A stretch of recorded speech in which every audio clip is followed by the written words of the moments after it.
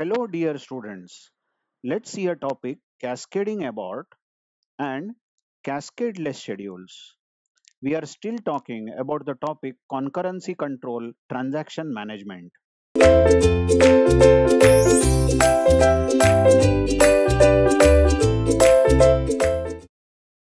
Now, before you see the definition of cascading abort, okay, this definition I have given here, you consider this transaction T1, T2, T3, three transactions given. So this is a given schedule S. Let's say schedule S contains three transactions T1, T2, T3. And just observe what is T2 doing and what is T3 doing with respect to T1. The first statement T1 does is it reads data item A and then after reading it updates it. That update step is not written. Maybe it increments A, decrements A, like we have seen in the past videos. After updating, after changing the value of A, it writes the value of A. Just check when it writes the value of A, it writes it in the buffer, but it does not update that the data store, that is the external storage, permanently. These changes are not permanent. Whatever updation has been done and whatever value has been written will be permanent only when commit statement is executed by any transaction. Once the commit occurs, it means whatever changes have been done to the data item A should be permanently written and now they cannot be changed. Now the value of A cannot be changed. Of course, it can be changed later on by some other transaction. But once this value of A has been written, it is final. It is now the final value of A has been written by this commit statement. By the way, here what has been done, you see, T1 is reading the value of A, then updates and writes the value of A. But before T1 commits the value of A, before it commits, you see the another transaction T2 reads the value of A. Now everybody knows from past video this is dirty read, or this can result in dirty read. Just check, dirty read is a property where a transaction TJ transaction reads some data item A which was updated by transaction TI. Data item A was updated by transaction TI, but TI has not yet committed those changes. Before the commit executes, T2 is reading that value of A, and T2 also updates the value of A and writes it. But T2 does not commit this value. So it is not making these changes permanent in the data store. Before it makes it permanent, there is another transaction T3 which reads the value of A, then updates it and writes it. Okay. So all this T2 and T3 here are resulting in dirty read. So what can happen due to this? Just see what may happen, is that let us say we have reached up to this point. Read A is done, updation is done, write A is done. And then this transaction T2 is reading A, this is done, writing is done. So T2 has also modified A, and then this read A occurs. T3 is reading A, updating and writing it. So modified value is getting written. And now after this, there is a point where T1 should commit. This is the statement which T1 is about to execute. But before commit occurs, let's say that this transaction T1 fails due to some reason, maybe power failure, maybe hard disk failure. But before committing, this transaction T1 fails, then whenever a transaction fails, rollback occurs. The transaction manager will say, okay, T1 did not complete, then T1 must roll back. And if T1 rollbacks, then whatever changes T1 has done to A will be nullified, will be reverted, and T1 will be put into its original state since when it began. What that means is if T1 is rolling back, you see, T1 is rolling back, but hello, T2 read the value which was updated by T1. But now T1 is saying, no, no, whatever changes I had updated, I myself is canceling those changes. Are you getting it? And T2 has already relied on those changed value, and it is now running, and it is about to commit the changes. You only tell me, if T2 was dependent on T1, correct? Yes, T2 was dependent on T1 because T2 said, okay, I trust your value that you have written. I am reading that value and I will use that value which you had updated and further update the value and then write it. Similarly, T3 is trusting T2. T2 says, okay, whatever changes you have done, I will read those latest changes and I will update the value of A according to my requirement and then write it. And suddenly, after doing all this, trusting, this transaction fails before it commits. Then it is cancelling all its changes that it had done. If T1 cancels all the changes that it had done, then this read A operation is next to reading a bad value, isn't it?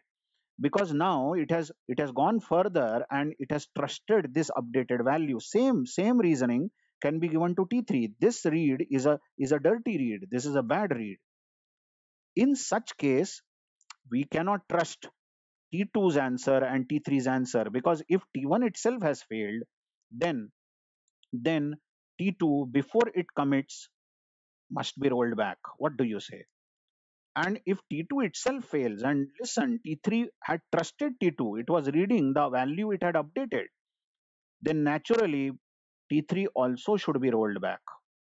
It seems that T2 and T3 are saying, okay, you are not able to finish and we were dependent on your value. Hello T1, we were dependent on your value and you are not able to finish. So if you are not able to execute the commit statement, we are also going to abort, or rather they should be aborted, isn't it? By transaction management manager, these transactions should be aborted and rolled back. Have you seen that failure of one transaction may result in failure of multiple transactions? This is a cascade effect, isn't it? And we say this is cascading abort. So here is the definition that has been given. If one transaction failure causes multiple transactions to roll back, then it is called cascading abort or cascading rollback. You can either say cascading abort or cascading rollback, because when a transaction aborts, then obviously it is rolled back, isn't it? By the way, you just check that if this commit, just see, if this commit statement was immediately after write A here.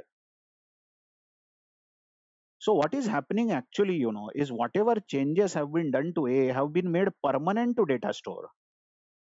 That is on the hard disk, maybe secondary storage device. That values have been permanently written. Now what happens if this commit occurs over here and then read A occurs? Now this read A will read the value which was written in the data store. That means the value which was written after commit will be read by this. And obviously, once the transaction commits, it cannot be rolled back. Just remember, it cannot be rolled back, because once the transaction reaches commit, it means that it has finished its operations. It has finalized this value and it has written it in the data store. So there is no question of T1 getting rolled back. What do you say about this read A now? This is reading the best or the authentic value of A, because T2 is so sure that T1 will never roll back. It has already committed that value of A. And now, after write A, after this T2's write A, if that commit was right over here instead of here, if the commit was here, and after that, if T2 reads the value of A, now it is reading the committed value of A, which cannot change. Once the value is committed, it can't be rolled back. Once the transaction commits, it cannot be rolled back. So this read A is authentic value, and if it writes the value of A now whatever it commits will be authentic. Please try to understand that if the commit is is after write A, and after the commit if there is a read operation in T2, and there is commit after write A here, and after commit there is read operation. That means transaction Tj, if has read operation, read A operation, if transaction Tj has read A operation, then commit statement must occur before that read operation in transaction Ti. Correct? If there is write A operation in Ti, then commit must occur, and only after that read A can be done in Tj. Such schedules are cascadeless. Cascadeless. Because failure of one transaction will not affect the other transaction. How exactly? Please try to understand. Suppose instead of these commits over here, there is a commit after write A. Just check this. And now imagine read A is over in T1, write A is over, and transaction fails here before it commits. Transaction fails here. You know that if this transaction fails, it has to be rolled back. But hello, this will not affect T2 because T2 has not read the value. T2 will read the value of A only after commit. Isn't it so? And if this T1 fails before commit, then come on, it's going to roll back and start all over again. So this is not going to affect T2. Same reasoning can be given to T3 also. If T2 fails here before it commits, then T2 will be rolled back. But not needed to roll back T3 because T3 has not read the value of A. T3 is going to read the value of A only after commit statement. Correct? So failure of one transaction will not affect the other transactions. The other transactions need not be rolled back. So this will be called as cascadeless. From now onwards, whenever you see a transaction T1 and transaction T2, and you see there is a write operation on some data item and read on the same data item after write A, but the commit is missing. So T2 is reading uncommitted value from T1. Correct? This commit is missing. Then this such a schedule will be cascading aborts. Okay, but if this commit is written and after that if read A is there in T2, then such schedules will be cascadeless. Failure of one transaction will not affect the other. So some description I have given in the above schedule. Just check the above schedule. T2 is reading value of data item A which was updated by T1, but T1 has not executed commit operation. Just check it again.